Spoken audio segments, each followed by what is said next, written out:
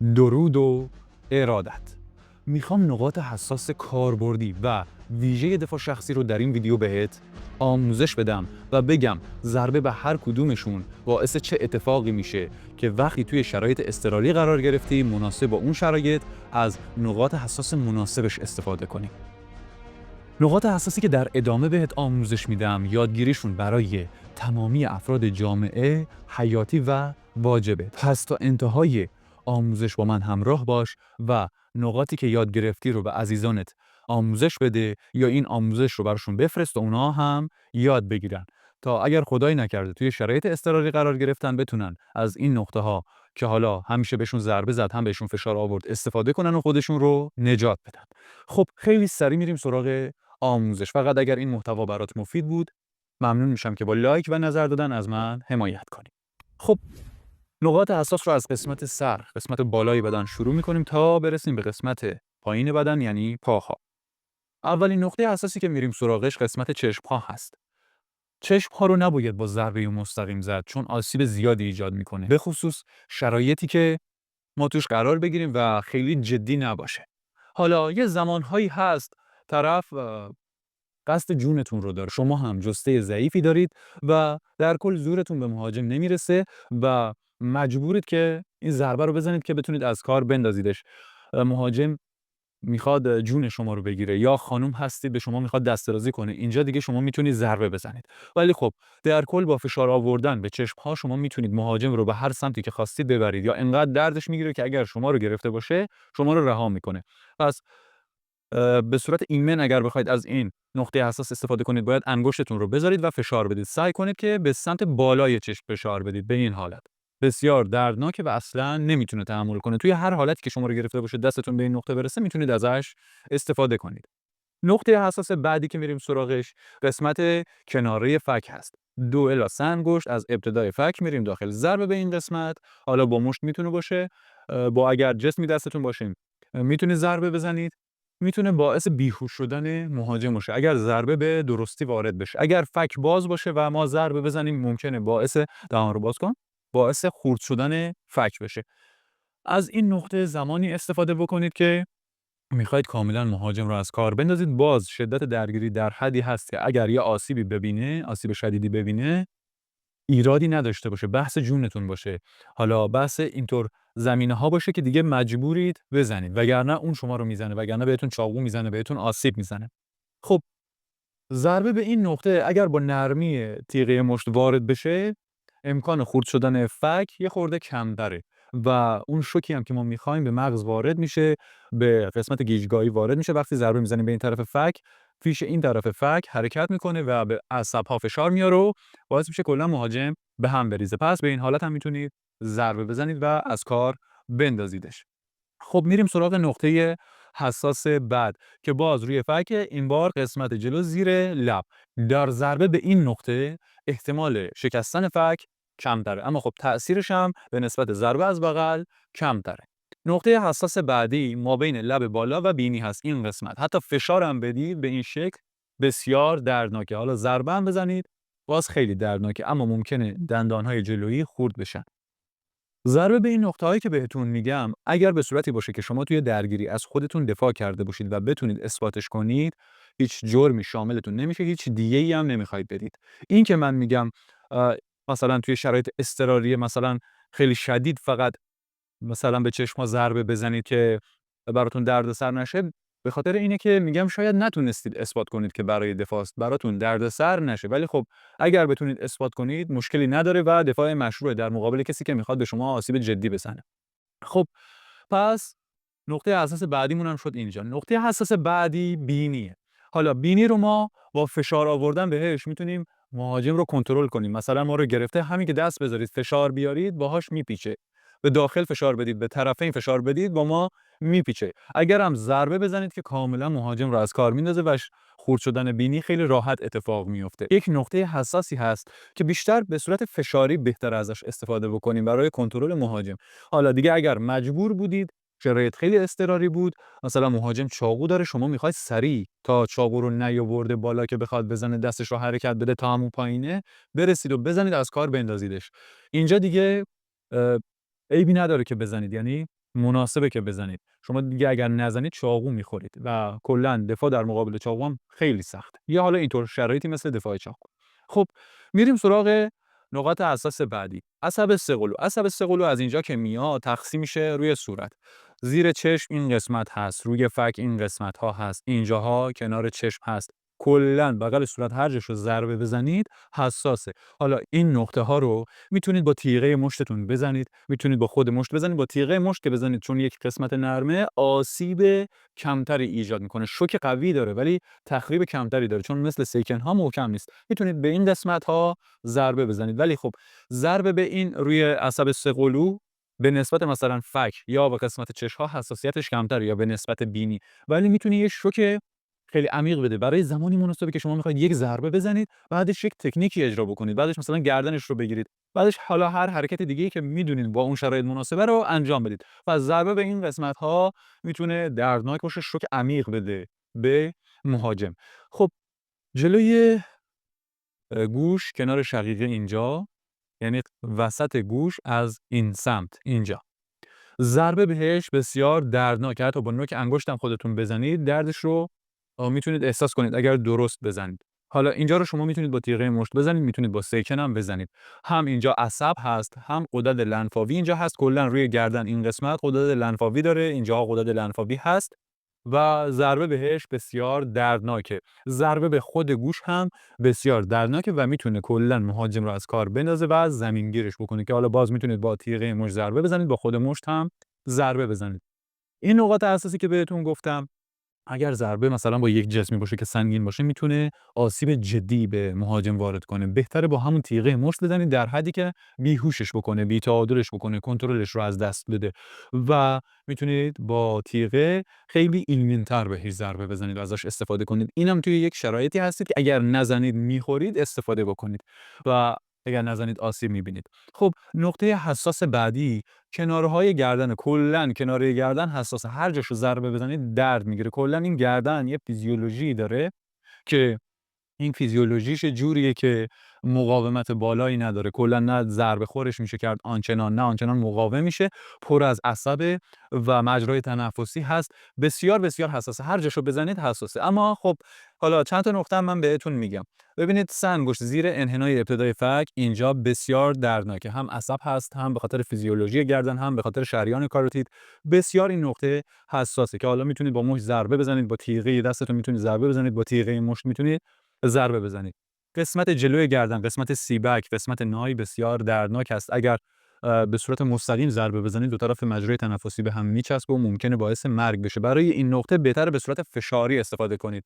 یکم فشار بیارید، حالا تو گوده گردن یا نزدیک خود سیبک.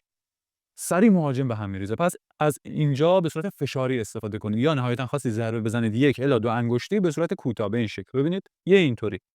همین ضربه کوتاه بسیار دردناکه و باعث میشه که کلا مهاجم به هم بریزه. هر جور شما رو گرفته باشه این نقطه رو فشار بدید شما رو رها میکنه. خب نقطه قبلی هم که بهتون گفتم به صورت فشاری میتونید ازش استفاده بکنید. برگرد. خب قسمت پشت سر، پشت گردن.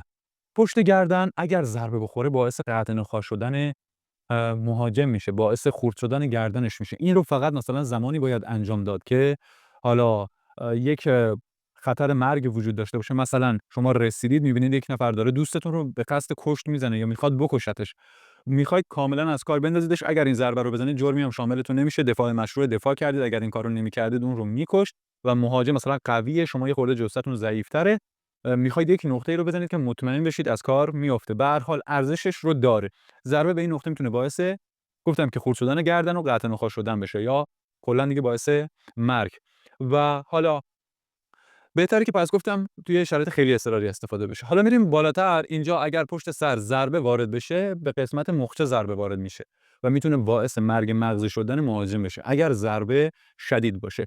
اگر ضربه متوسط باشه باعث بیهوشی میشه اما بازم به مغز آسیب میرسونه که ترجیحاً از این نقاط پشت استفاده نکنید و از نقاط مناسبتری که در ادامه بهتون آموزش میدم استفاده کنید. خب حالا توی یه سری زمانا مثلا مهاجم گردن ما رو گرفته، شما میتونید از کشیدن موهاش هم استفاده کنید برای کنترل اگر دستتون به هیچ کدوم این نقاط حساس برای فشار نرسید.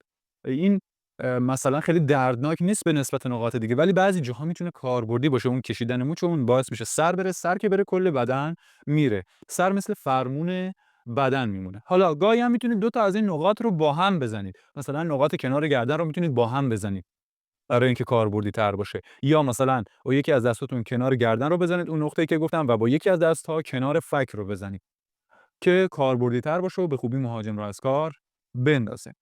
میریم سراغ نقاط حساس میان تنه. توی قسمت میان تنه، قسمت جناق بسیار بسیار دردناکه، به خصوص 3 انگشت پایین‌تر از گودی گردن که میشه زاویه استرنال. اگر به این قسمت ضربه سنگینی وارد بشه امکان شکستن جناق وجود داره. اگرم نشکنه درد خیلی زیادی داره.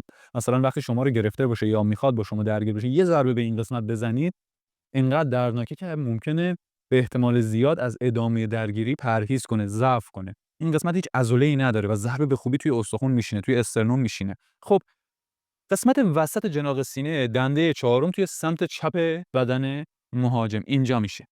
ضربه محکم به این نقطه باعث ایست قلبی و مرگ میشه. به مشتی که به اینجا میخوره میگن مشت مرگ، که بیشتر با تیغه دست وارد میشه. زمانی که مهاجم مثلا یه جوری باشه که با ما تو حالت تیغه با شما رو گرفته باشه، ضربه به این قسمت میتونه باعث ایست قلبی بشه. البته کسی که میزنه نیروی دستش مهمه و آمادگی اون شخصی هم که ضربه میخوره مهمه. مثلا اگر یه فردی باشه که کار کرده باشه احتمال ایست قلبیش کمتره، مثل رزمیکارها. خب پس شد ابتدای دنده چهارم توی سمت چپ بدن مهاجم. خب میایم پایینتر، قسمت جناح تموم میشه. 3 انگشت پایینتر، 4 انگشت پایینتر قسمت آبگاه، قسمت دیافراگم.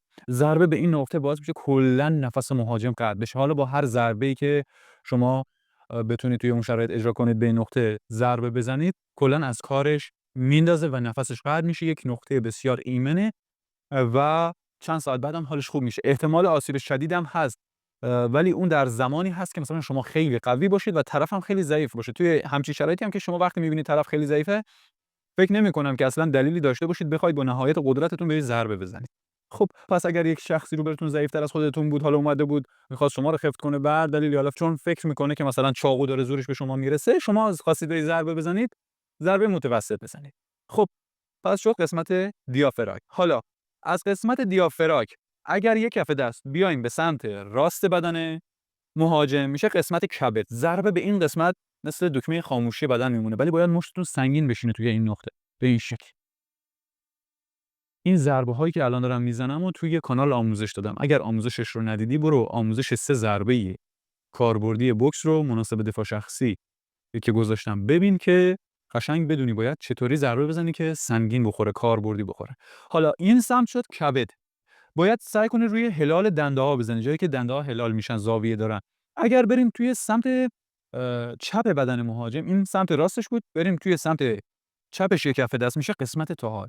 این قسمت رو ضربه بزنید میشه حدوداً 4 انگشت زیر سینه سمت چپ مهاجم. اگر این قسمت رو ضربه بزنی به تاحال ضربه وارد میشه، بسیار دردناکه و علاوه بر دردناکی میتونه باعث پارگی تاحال هم بشه، که تاحال یه ویژگی داره که وقتی ضربه بهش بخوره اگر پاره بشه، خونریزی کنه، به احتمال زیاد اون شخص متوجه خونریزی داخلیش نمیشه و حتی ممکنه که بعد از چند روز باعث مرگش بشه. پس ضربه به این نقطه رو باز بذارید زمانی که شرایط خیلی اضطراریه و وقتی به ضربه بزنید ارزشش رو داشته باشه. حالا نمیگم 100% مواقع این اتفاق میفته، اما احتمالش هست. مثلا 60 به 40 که این اتفاق بیفته، یعنی 40% امکان اتفاقش هست.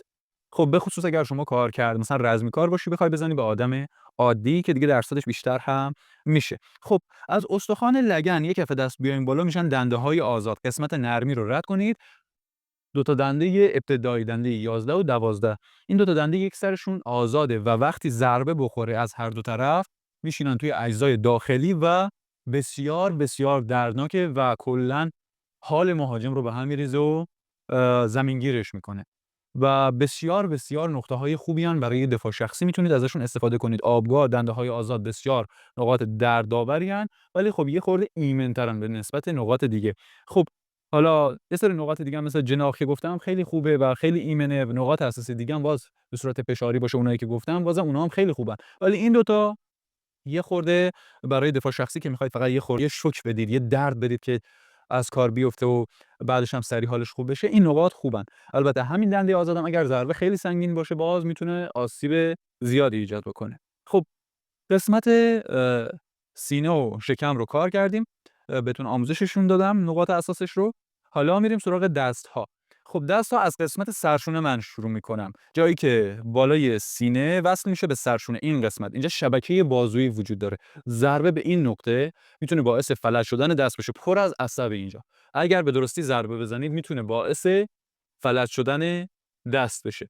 حالا بالاترش پشت ترقوه نقاط حساسی هست که با فشار آوردن بهش میتونید حالا مهاجم رو کنترل کنید و درد مناسبی داره. اما اگر از نقاط حساس دیگه‌ای که گفتم استفاده کنید بهتره. پس توی گودی پشت ترقوه فشار بیارید بسیار کاربردیه، ولی یه دست قوی و جوندار میخواد که بتونید به خوبی فشار بیارید. مثلا نقاط حساس صورت یا گردن رو فشار بدید براتون کاربردی‌تره. به هر حال اینم مد نظر قرار بدید. وسط ترقوه توی گودی رو فشار بدید.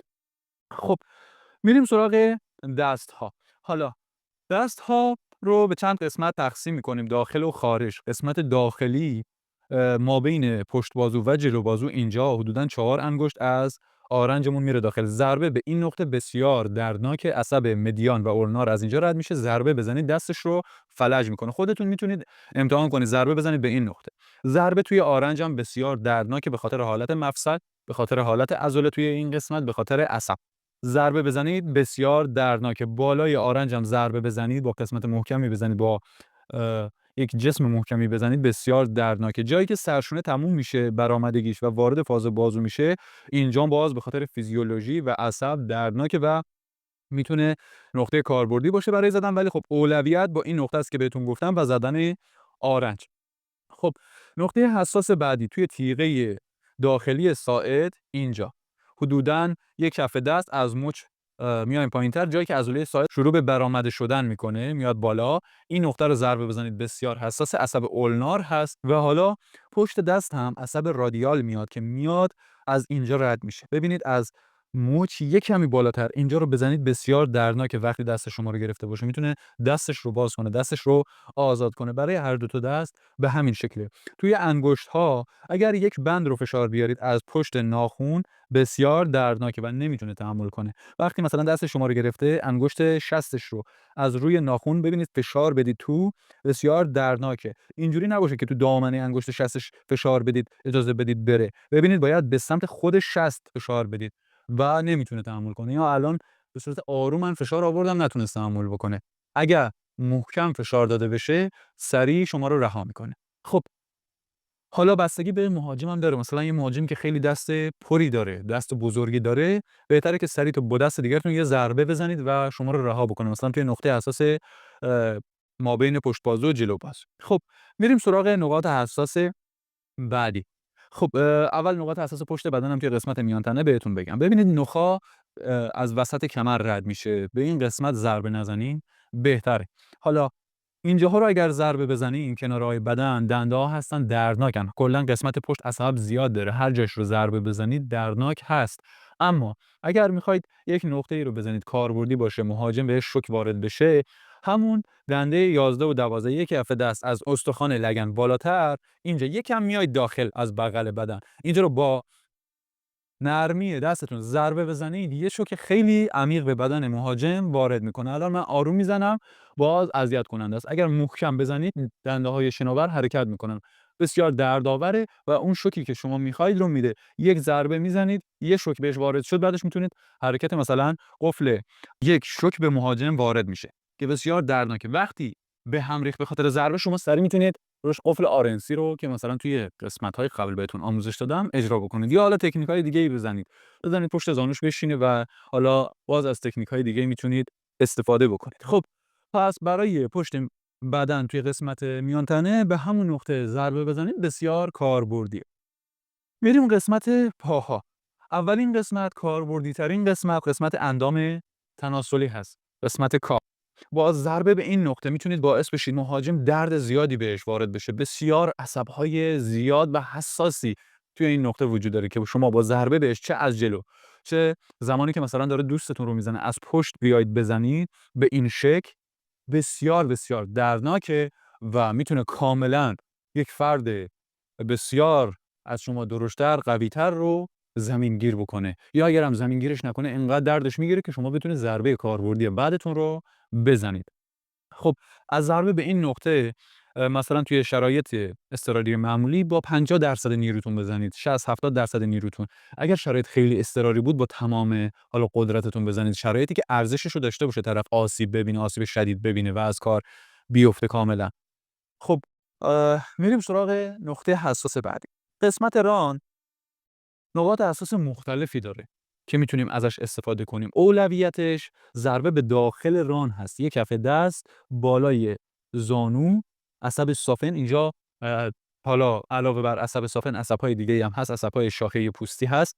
شما ضربه بزنید دردناکه و اکثر افراد حتی اگر رزمکارم باشن این نقاط رو خیلی کم پیش میاد توشون که مثلا تقویت کنن. بیشتر کیوکوشینکارا فقط روی این نقطه کار میکنن حدوداً. و خلاصه که اولویت با این نقطه است که بزنیم، که حالا وقتی داره گام برمی‌داره به سمت ما میتونیم بزنیم. وقتی که مثلا نزدیکیم با زانو میتونیم بزنیم توی این نقطه. دردناک میتونه باعث فلج موقت هم بشه اگر ضربتون رو درست و سنگین بزنید. اگر هم چوبی چیزی دستتون باشه که تا قدم برداشت میزنید. نقطه حساس بعدی از وسط ران ببینید یک کف دست بیایم بالاتر، اینجاست عصب فموراله که ضربه بهش دردناکه. از همون وسط حدوداً یک کف دست بریم بالا یا یک کف دست بالای زانو اینجاست، باز به خاطر فیزیولوژی عضله و عصب بسیار دردناکه و میتونه مهاجم رو از کار بندازه. درد زیادی داره، ولی خب به نسبت نقاط حساسی که توی مثلا قسمت سر و گردن بهتون گفتم یا توی قسمت میان تنه گفتم، زدنش مهارت بیشتری میخواد. باید ضربه دقیق و سنگین بتونید بزنید که از کار بندازتش، ولی خب ایمن‌تر به نسبت بالای بدن. خب پس شد این دو تا قسمت جلوی ران هم هر جاشو بزنید عصب فمورال دردناکه. باید ضربه سنگینی بزنید که بتونه از کار بندازتش. ضربه معمولی هم بزنید درد داره ولی از کار نمیندازتش، به خصوص که مهاجم توی درگیری آدرنالینش رفته بالا و ضد درده، با هر ضربه از کار نمیفته و به نسبت مثلا یه آدم معمولی که حال نرمالی داره در مقابل ضربه مقاوم‌تره. خب پس این شد نقاط حساس قسمت ران. خود زانو بسیار حساسه، چه از بغل ضربه وارد بشه، چه از داخل ضربه وارد بشه، چه از قسمت جلو. اگر از قسمت جلو ضربه بزنید به زانو، حالا با نوک پاتون میتونید بزنید، با داخل پاتون میتونید بزنید، با زانوی خودتون میتونید بزنید، ضربه به خلاف مفصل وارد میشه. زانوش رو ممکنه خرد بکنه، ممکنه رباط پاره بکنه و کلا از کار میندازتش. یه نقطه‌ایه که باز زدنش باید بر اساس این باشه که اون درگیری ارزشش رو داره یا نه که من بزنم از کار بیفته. شما به این نقطه ضربه سنگین بزنید یا حالا با چوب ضربه بزنید، نهایتش اینه که حالا رباط پاره میکنه، زانوش میشکنه، ولی خب مثلا نقاط حساس گردن نیست که بکشتش. نهایتا خوب میشه و به نسبت اون نقاط مثلا خطر کمتری داره. خب این ضربه از روبرو بود. ضربه از داخل رو باید یک کمی از خود مرکز زانو بریم پایین‌تر. اینجاها عصب سافنه و بسیار دردناک. ضربه اگر دقیق باشه، درست باشه، بسیار دردناکه. پس این زانوه یکم پایین‌تر، یکم داخل. این شکل ضربه بزنید بسیار دردناکه. حالا از بیرون هم اگر ضربه بزنید باز بسیار دردناکه. برای بیرون مثلا زمانی که مهاجم چاقوی چیزی داره، اگر شما چوبی دستتون باشه از بغل بزنید توی گام برداشتنش کامل از کارش میندازه و خیلی ایمنه. خب ضربه از طرفین به زانو ایمن‌تره به نسبت ضربه مستقیم به زانو، چون ضربه مستقیم گفتم که میتونه باعث پارگی حالا هم رباط بشه و همین که زانوش بشکنه. خب میریم پایین‌تر. 4 انگشت بالای قوزک پا، اینجا هم باز عصب سافنه و ضربه به این نقطه بسیار دردناکه. خب وسط عضله پشت ساق بیا اینجا هم باز عصب سیاتیکه، فشار آوردن به این نقطه بسیار دردناکه. ضربه زدن هم همینطور و میتونه کاربردی باشه توی یک سری شرایط. ولی خب مثلا اگر از نقاط حساس دیگه استفاده بکنید که مطمئن‌تر باشه برای از کار انداختن بهتره. اینا میتونن کاربردی باشن یه سری جاهایی که مثلا شما میخواید یه فشار بیاری و حالا حالت پاش رو تغییر بدید، توی درگیری حالا با هم گلاویز شدید، یه همچین جاهایی به درد میخوره. و حالا پشت زانو هم باز یک تعداد زیادی از عصب‌ها هست، جای حساسیه و ضربه به این قسمت بسیار باز دردناکه. با پا میشه با یک جسم محکم هم اگر بزنی پاش رو میتونه از کار بندازه و بسیار کاربردی باشه. خب من نقاط حساس رو از بالا تا پایین بهتون گفتم. نقاط حساس دیگه‌ای هم هست، یا حالا آنچنان کاربردی ندارن، یا اینکه شما باید برای ضربه زدن بهشون مهارت بیشتری داشته باشید. حالا همین نقاط هم که بهتون گفتم بعضیش مثل ضربه به ران باز یه خورده مهارت میخواد. اگر مهارت درست حسابی نداشته باشید، نتونید ضربه مناسبی بزنید، به نسبت نقاط دیگه درد کمتری داره، احتمال از کار افتادن مهاجم کمتره. خب حتما این نقاط رو سعی کنید که این آموزش رو حالا یا چند بار ببینید یا یادداشت بکنید. ملکه ذهنتون میشه، توی ذهنتون همیشه داشته باشیدشون. خیلی خیلی مهمن این نقاط. یادتون نره برای عزیزانتون حالا یا ارسال کنید یا بهشون آموزش بدید که خدای نکرده اگر توی شرایط اضطراری قرار گرفتن به کارشون میاد.